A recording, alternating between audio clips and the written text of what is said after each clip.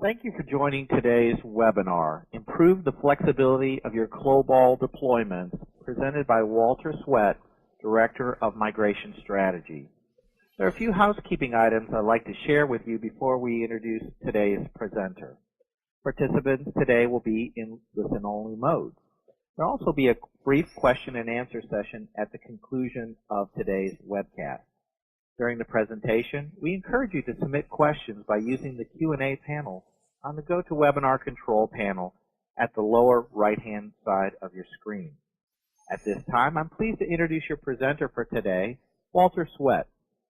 A 25-year veteran in the enterprise modernization space, Walter Sweat is Director of Migration Strategy at GT Software and has collaborated with an impressive list of Fortune companies to intelligently modernize legacy mainframe infrastructures with new business initiatives.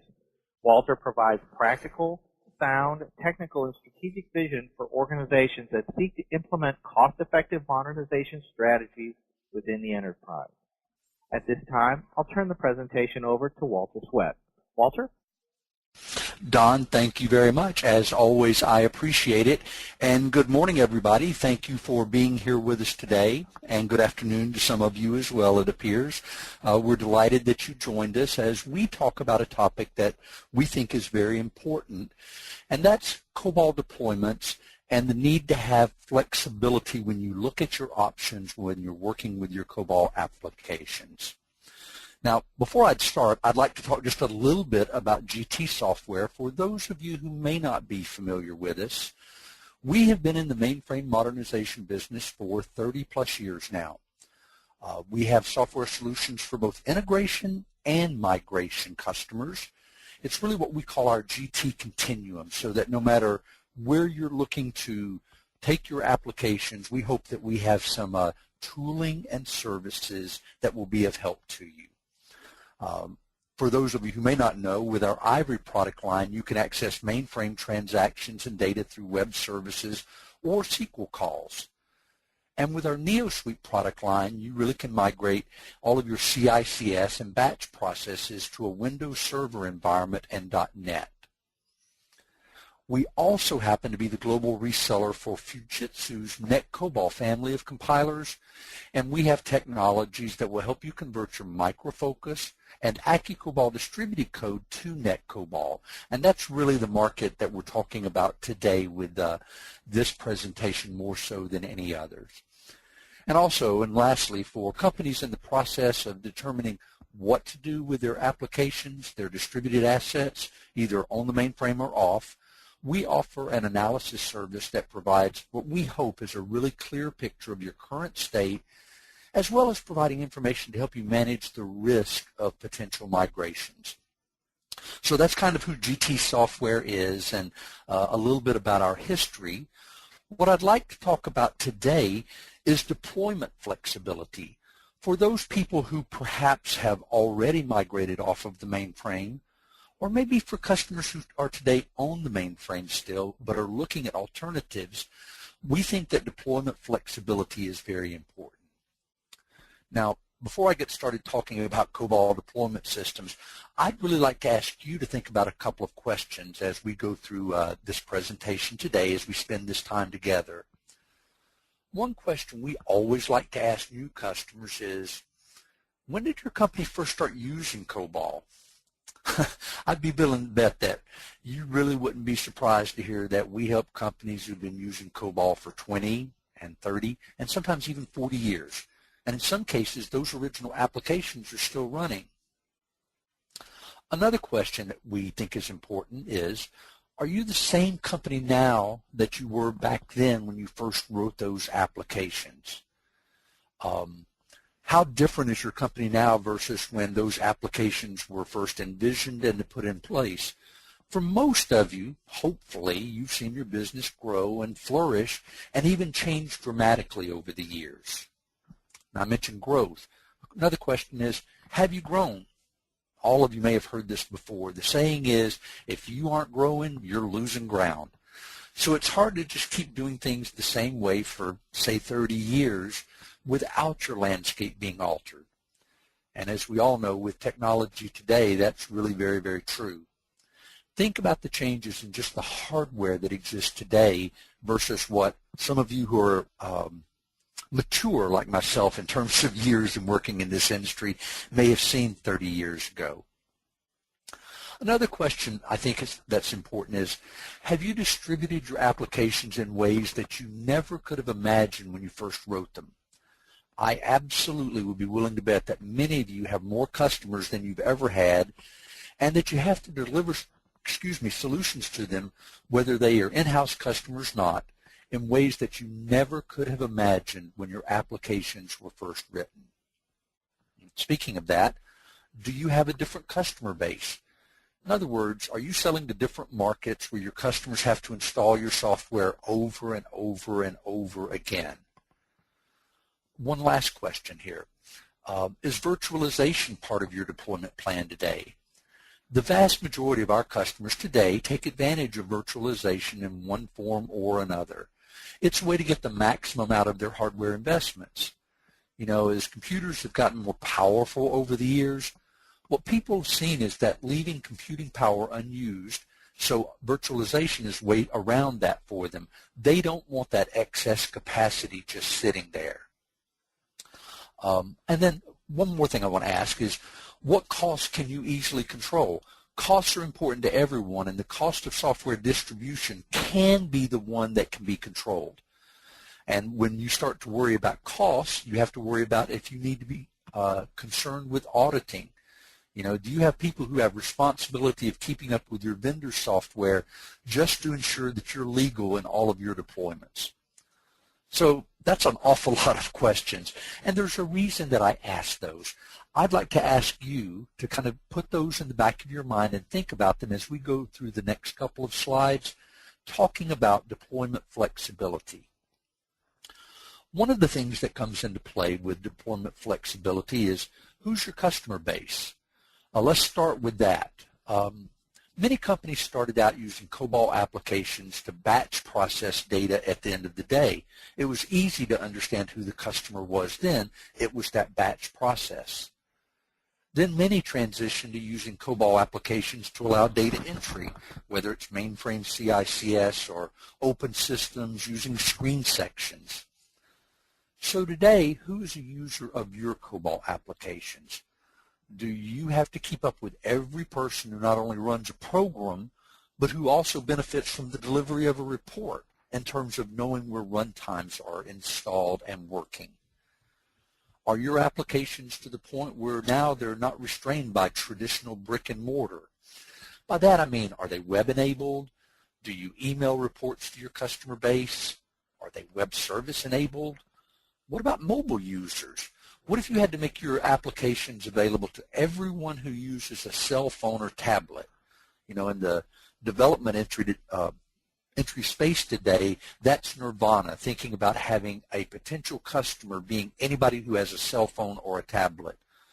And many corporations are being able to reach just those people.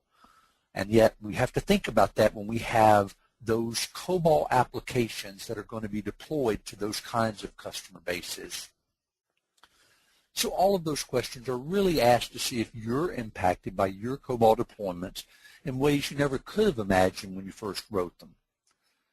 Now, it's our thought that COBOL, which we obviously have a great love for, has been very adaptable over the years. It's not only still, in our opinion, the best language for business data processing, but it's also adapted so that those business rules that it envelops can be reused, repackaged, and redeployed in ways that have met the changing technology landscape for, gosh, going on 50 years now. And that means that it served a wider and wider base of customers than perhaps it could originally even have been envisioned for. And of course, that brings us to new considerations for you in terms of the cost of not only developing COBOL applications, but in also seeing them deployed. So again, talking about deployment flexibility, a very important topic is virtualization. It would be really interesting to know how many of you have virtualization in place today, or if you have plans for it. You know, it's funny, the first mainframe computer on which I worked was an old IBM 360 Model 20 card-based computer. and it had an astounding 64K of memory. I think I just showed my age with that one. So moving forward from that, in less than 10 years, I was working on a virtualized mainframe with what we thought was an outstanding amount of memory. We had so much that this foreign concept called virtualization was put in place so that every developer had his or her own safe, guaranteed workspace. Now, back in those dark ages days, we didn't have to worry about the cost of COBOL if we added new virtualized environments.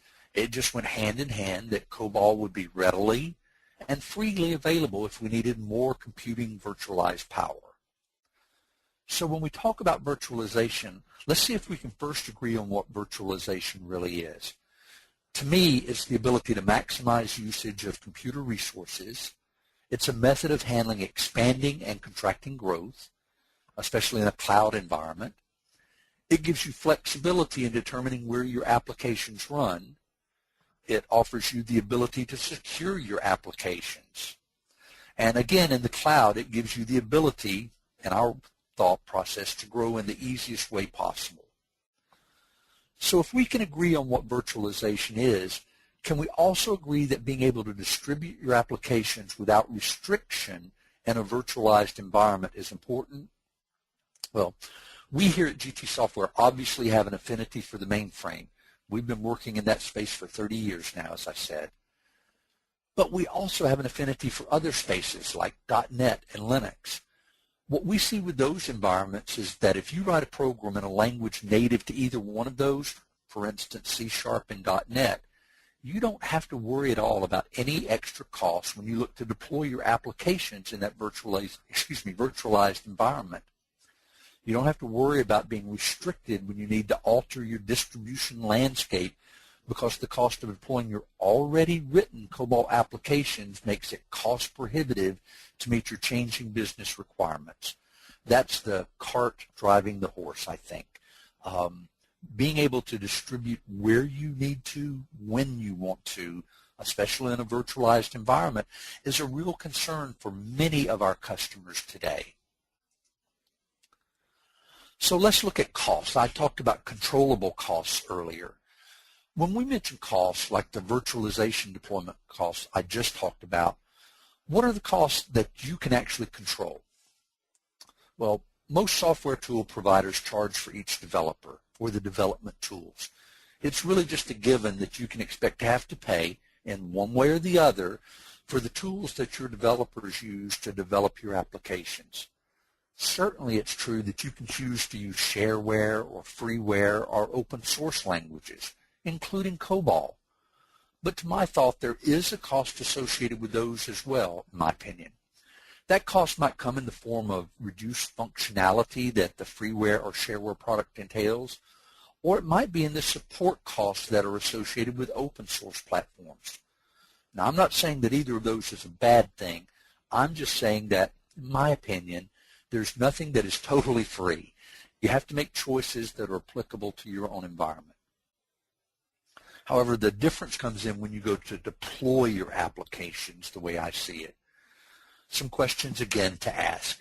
What if you want to change the hardware on which your systems run? Should you be charged more just because you need to run on a bigger machine? What if your business triples and you need to run your applications on more servers? Those last two things are examples of what many customers face when they choose their COBOL compiler and runtime from a company that charges for each distribution environment. And we've really talked to countless customers who've told us that it has a detrimental effect on them when they need to provide their applications to those new customer environments, all of those that we mentioned earlier. You know, when I choose to write an application utility in something like VB.net to provide to one of our migration customers, I don't want that customer to have to be concerned about paying for the right to run that program. And I certainly don't want them to have to worry about keeping up with how many servers that utility will be run on. So to my way of thinking, why should those customers be any more inclined to have to worry about those concerns with software that they've written themselves? It's our thought that they shouldn't have to be. COBOL should be like any other language in that regard. It's a controllable cost when we look at it that way. So in terms of deployment flexibility and auditing costs, I have a couple of other questions I'd like to ask you to consider. Today, do you know every person who's gaining benefit from your application? Where are they? Who are they? What happens if they change hardware? What if that hardware is upgraded or broken?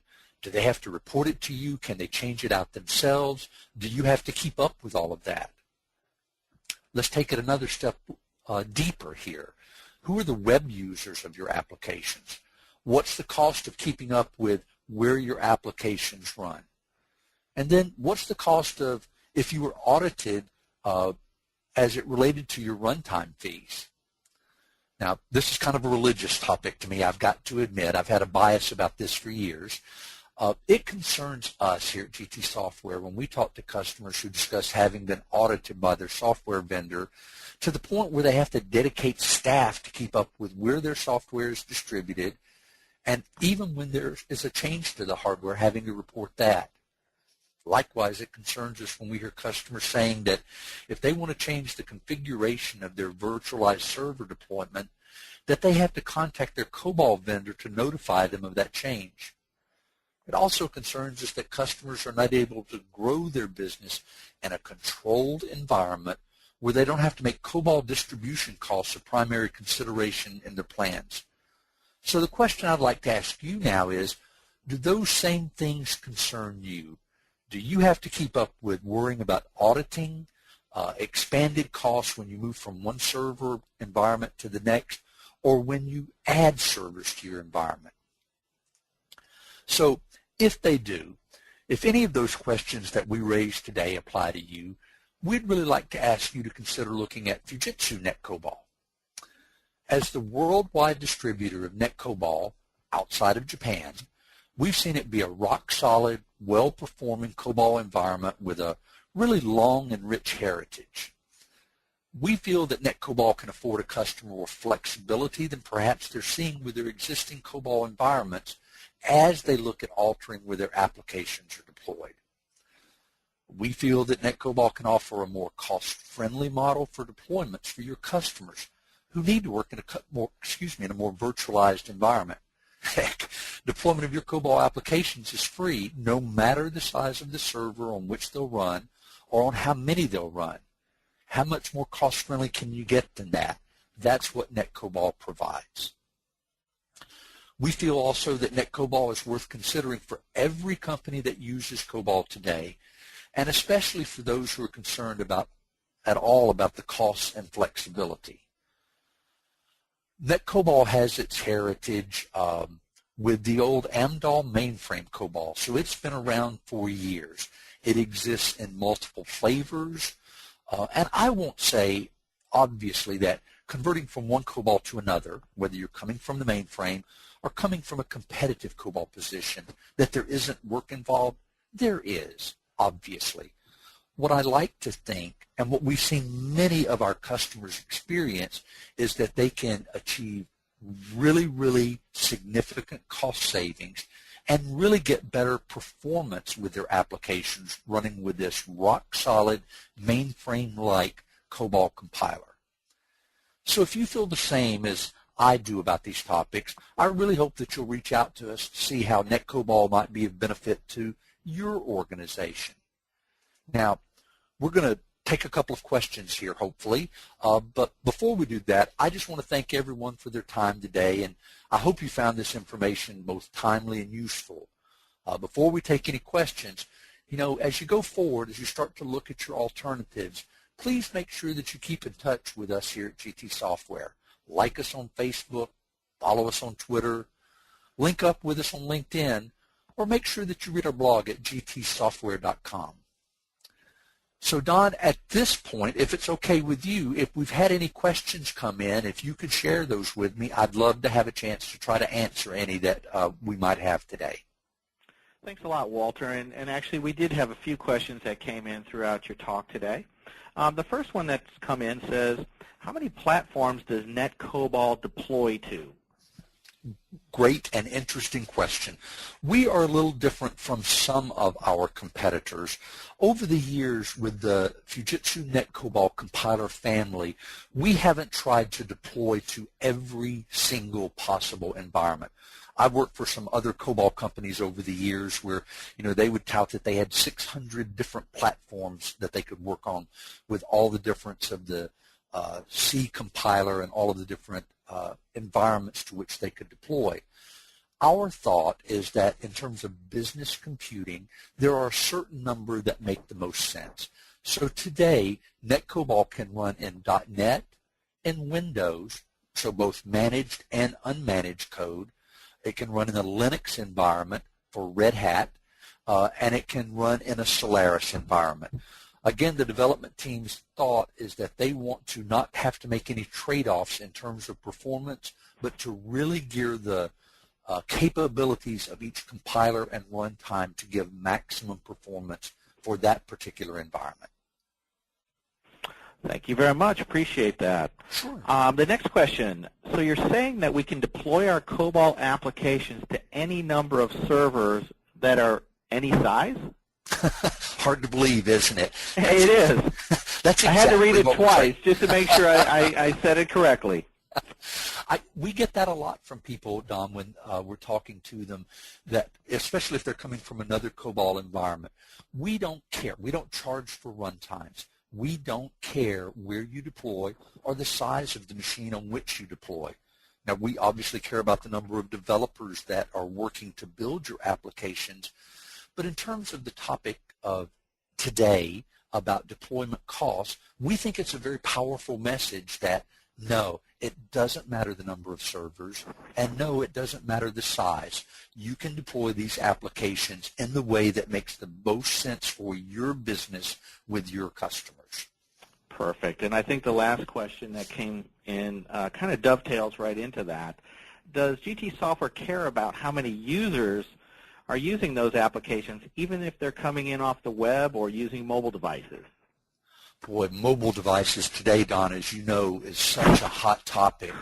When you think about what the potential customer base may be, the last thing when you think about mobile devices is I need to be concerned about if someone's running a COBOL application where there's a potential of a runtime fee. We do not care. Our goal with our products is to make these applications that people are writing available and visible to the largest customer base possible. We hope that we are able to prove very solid technical capabilities in doing this, and we know without a doubt that we provide flexibility for customers who are looking to deploy their applications. Development is one area. This is a rock-solid compiler. It performs really well. You can depend upon it.